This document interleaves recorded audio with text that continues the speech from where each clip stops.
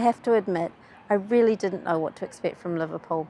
I came to Liverpool with a camera, curiosity, and just a few cliches. Kind of all I knew was they sound funny when they talk.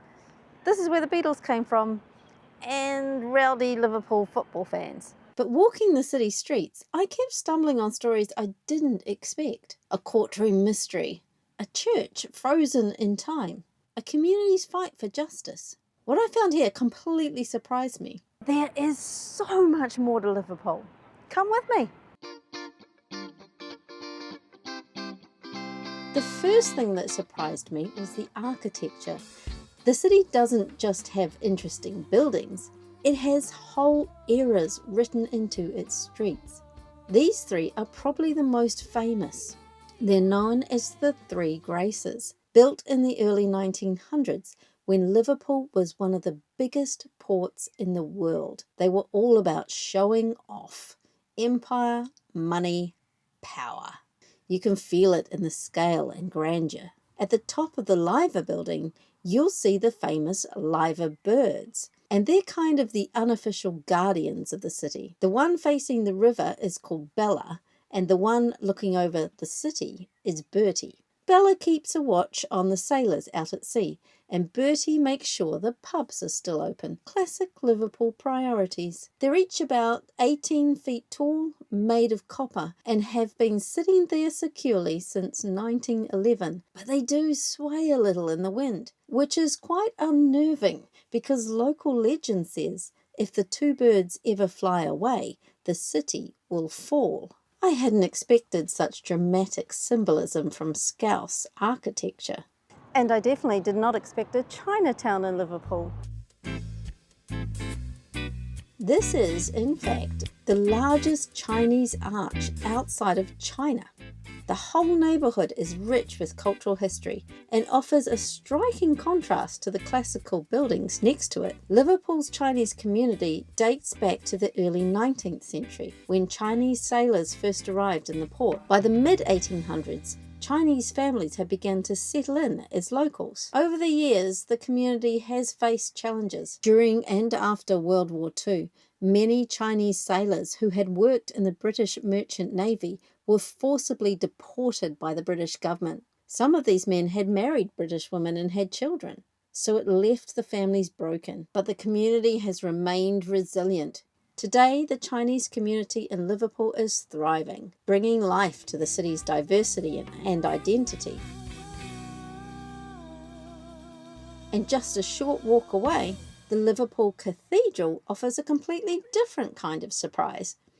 I was expecting the usual atmosphere of stained glass and silence. What I definitely didn't expect was a huge glowing sun with families swarming peacefully beneath it. This is Helios, a 7-meter glowing sculptured sun. It's made to scale. Each centimeter represents 2,000 kilometers of the sun's surface. It's textured with visible sunspots, flares, and a surround soundscape that blends NASA recordings with whispers of fire. It's a haunting modern addition to a cathedral built centuries ago. It fills the space with colour and sound, totally transforming how you experience it. It really made me think about how Liverpool uses its buildings, not just to honour the past, but to bring it to life in new ways. And a great example of that is St. Luke's. St. Luke's bombed-out church is another one of those places that really makes you stop and think. In the Blitz of May 1941, a bomb hit the church and a huge fire engulfed it, destroying nearly everything except the external masonry. Liverpool was in fact the most heavily bombed city outside of London. Over 4,000 civilians died. The docks were the prime target, but neighbourhoods were destroyed too, including this once magnificent church. But instead of rebuilding it, Liverpool decided to leave it as a reminder. There's something really powerful about it, this beautiful crumbling shell with the sky open above, like it's caught between past and present. It's not just a memorial, it's a place where people still come together for art or events or just to reflect. It's a perfect example of how the city doesn't shy away from its history, but wears it proudly.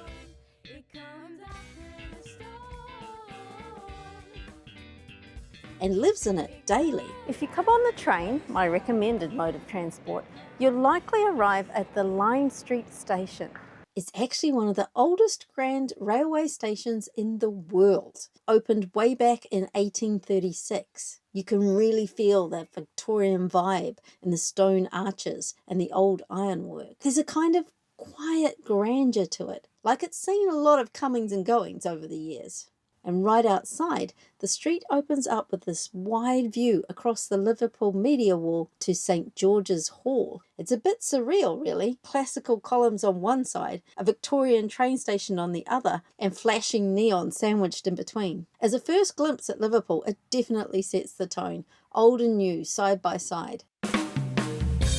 Just across from the station, St George's Hall really does look like something out of ancient Rome. Big columns, massive steps, really dramatic. But what surprised me is what it's actually used for. It's hosted court hearings and classical concerts all under one roof. Crime and culture side by side. Charles Dickens used to give public readings here to packed audiences. And Liverpool is keeping the tradition alive. Every Christmas, his great-great-grandson, the week before Christmas, his name is Gerald Charles Dickens. Yeah.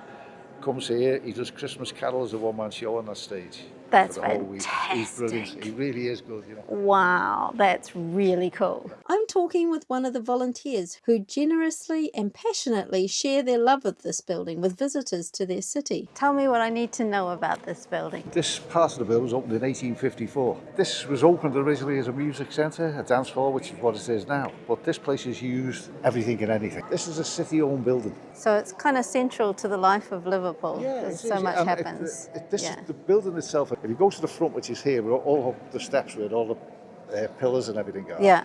That's always been a meeting place. People would meet there and get the news and stuff like that. Right. So it's always been an assembly point. Inside, it is packed with classical details you'd never expect to find in the middle of Liverpool. The man who designed the building was a man named Harvey Lonsdale Elms. He was only 25 years old, but he died when he was 32 from consumption. So most of the structure of the building is him. The other stuff you see inside is by a man named Charles Cockrell, who was very into Roman architecture, as you can see. All the statues are mostly local dignitaries. The bits that you see, the bits stick out around the top edge of each light. They're supposed to be the bows of Roman galleons. Okay. And where they hang from, it's supposed to be the bows of Greek galleons. Under the floor here, when they take this wooden floor up, it drops down about 3 steps. It's supposed to be the finest example of a tile floor in Europe. Usually about once a year, they uncover it. Oh my gosh, that's magnificent. Wow. You see why they cover it up? Yeah. I mean, we have like beer festivals and everything. Can you imagine rolling barrels of beer around there? The organ, it was for the Great Exhibition in 1850, but it was the largest in the world when it was first built. Wow. And it was brought up here and installed in 1860. How many pipes do you think there are in there? Oh, I have no clue. Have a little guess. 30, 40? 7,737. It gets played the first Tuesday of every month. Gosh. The Victorians are very arrogant. They like to show off. Yeah. When the Romans used to march around Europe invading, the soldiers used to carry plaques with SPQR for the Senate and people of Rome. If you look on the door, They've got them there. for the Senate and people of Liverpool. They've got SPQR, SPQL. Good for them. The building definitely speaks of city pride, and it still receives local love today. The whole building, I just love the whole building. Yeah. We're only volunteers here. We don't get paid to do this. I really hadn't been expecting such a fabulous personal look at St George's, and I'd really like to give a huge thank you to the very welcoming volunteers who talked me through the history of the hall. And I'd also like to thank all our subscribers who are helping us create our vlogs to share with you. If you haven't subscribed yet, please hit that button now and help us reach our goal of 1,000 subscribers. St George's is a mix of high society and hard justice. On one side, marble floors and chandeliers. On the other, a courtroom where people's fates were decided. And that's where the history of this place starts to get darker. So one of the most famous court cases was that of a lady called Florence Maybrick. She was the very first American woman to be tried in a British court for murder, accused of killing her husband by feeding him arsenic. She was on a cruise ship going from New York to Liverpool. She was 17. A man called James Maybrick was 42. He was also on the same ship. By the end of the 7-day voyage, they were engaged to be married. Their whirlwind romance soon produced 2 children, but it wasn't long before James was dead. Florence was accused of killing him by feeding him arsenic. Florence claimed she had been treating herself with the arsenic under doctor's orders. It said that she bought fly papers, but she did that because she had an eruption of her skin and she'd been given a prescription by a New York chemist. She's lost it, but she remembered what the ingredients were, and one was arsenic, and fly papers in those days had arsenic in them. Her trial quickly became a public spectacle. Florence wasn't allowed to speak in her own defence. Her husband was known to self-medicate with arsenic, but the judge barely mentioned that to the jury. Instead, her character was picked apart. She stood here, was sentenced to death. But 2 decades later, Florence had become a symbol of how the justice system failed women. 6 months after the court case, her mother was sent back a Bible, and what was in the Bible? The prescription from the New York chemist. Her case raised serious questions about how women were treated in the courtroom and about the influence of public opinion over justice. I wish someone would make a film of it, but it's also said her husband, James Maybrick, is also possibly Jack the Ripper. Oh my gosh.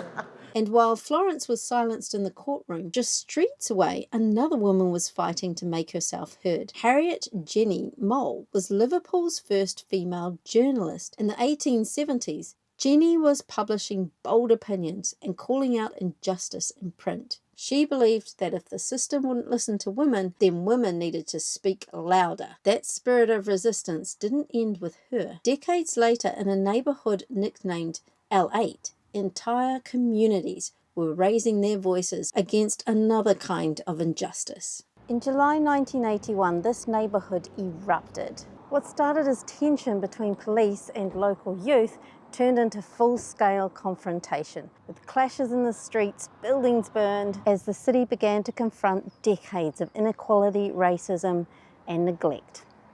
The area had seen repeated incidents of police harassment, and many residents felt that they were treated unfairly just because of where they lived and the colour of their skin. Back then, unemployment was sky high, especially amongst young people. This once vibrant, multicultural community became a flashpoint, with hundreds injured and buildings and cars burned. The riots lasted for over a week and raised many questions that are still being answered today. The L8 riots were a powerful statement, and they weren't the only chapter of Liverpool's history that the city has had to confront.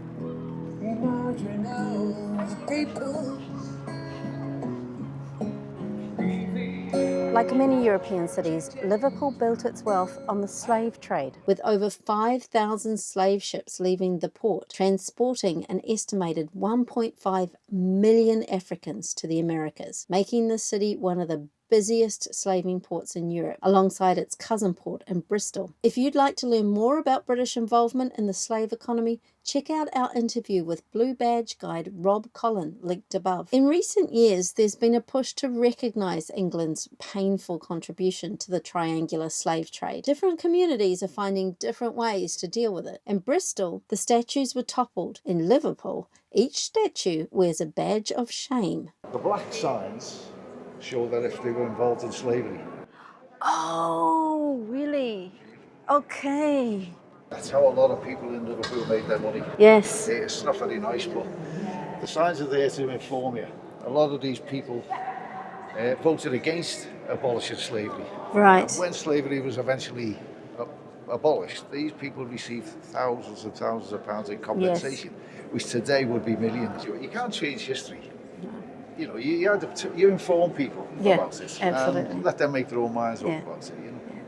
The International Slavery Museum, housed in the Albert Dock, is the space where people are informed. It's a space for education, dialogue, and reflection. But as much as Liverpool is confronting its past, it's also a city that's alive with energy. Just a short walk from the museum, the docks are bustling with tourists.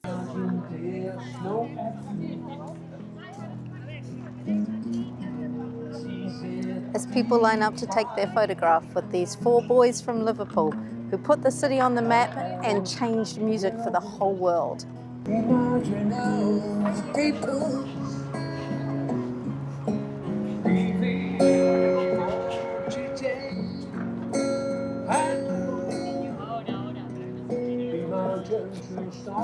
From echoes of the past to the songs of the Fab Four, Liverpool is a city that's always moving, always evolving, full of surprises. So it seems I have definitely underestimated Liverpool. There is much more here than I expected. What I didn't expect was the depth of stories here, the layers of history, the people who fought for justice, and how a city can face its darker moments while embracing what makes it so unique.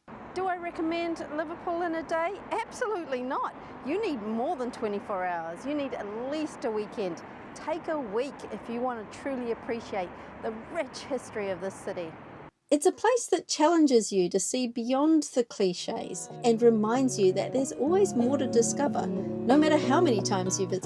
So I'm back where I started, but I'm very disappointed that I have to get on that train now. Hopefully I can bring Daryl with me next time. And perhaps we'll see you here. Until then, happy travels everyone!